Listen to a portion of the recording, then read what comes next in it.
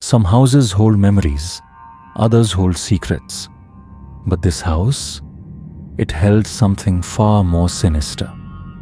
What began as a desperate move for shelter soon became a haunting we could never escape.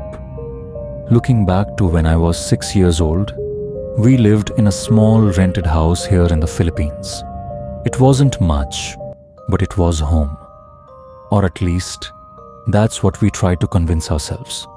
People in the neighborhood had plenty to say about it. Some whispered that a family had been brutally massacred there. Others swore that a demon lurked in its shadows. And then there were those who simply believed that the house was cursed, bringing nothing but misfortune to anyone who dared to stay.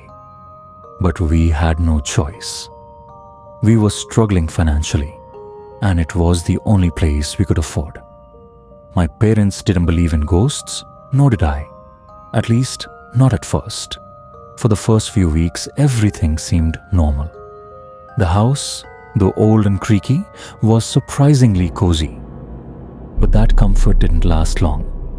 Slowly, the unease crept in.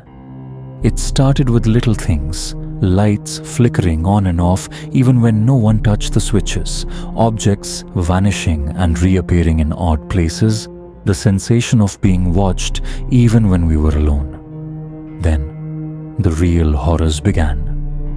A woman in white, standing eerily still at the top of the stairs, sometimes perching on the ceiling fan as if mocking gravity. A frail old man sitting just outside our front door, staring blankly ahead, never speaking, never blinking. Distant laughter of unseen children echoing through the hallways at night.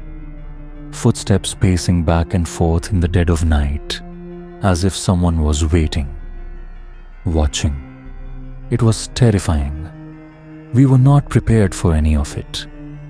My parents, who once dismissed ghost stories as nothing more than folklore, were now locking doors and keeping the lights on at night. For the first time in our lives, we felt helpless against something we couldn't see. Then came the night that changed everything. My mother was upstairs, folding clothes in our small bedroom.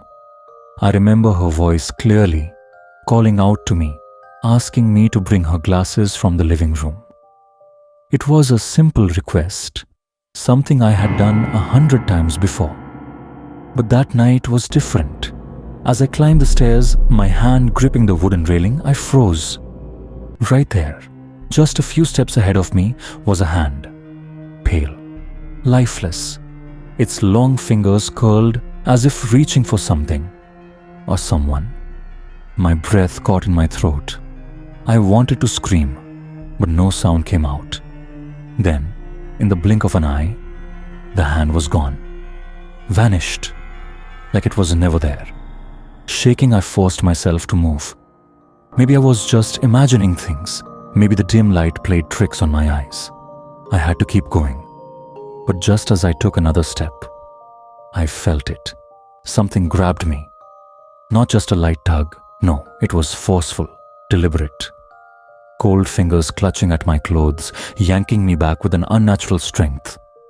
Before I could react, my foot slipped. My world spun. And then, darkness. When I woke up, an entire week had passed. I had been in a coma. The fall left a deep wound on my head, requiring stitches. My parents told me I tumbled down the stairs, but I knew the truth. I didn't fall. I was pulled. The last thing I remember before losing consciousness was my mother's face, twisted in horror as she rushed down to catch me. And behind her, something else. A shadowy figure standing just over her shoulder, its features blurred in my memory, as if my mind itself refused to recall what it really looked like. Even now, years later, I still think about that night. Who or what was it that pulled me? Did it want to hurt me? Or was it trying to stop me from going upstairs, from seeing something I wasn't meant to see? I don't know. Maybe I'll never know. But one thing is certain. Whatever it was, it never wanted me to leave that house unscathed.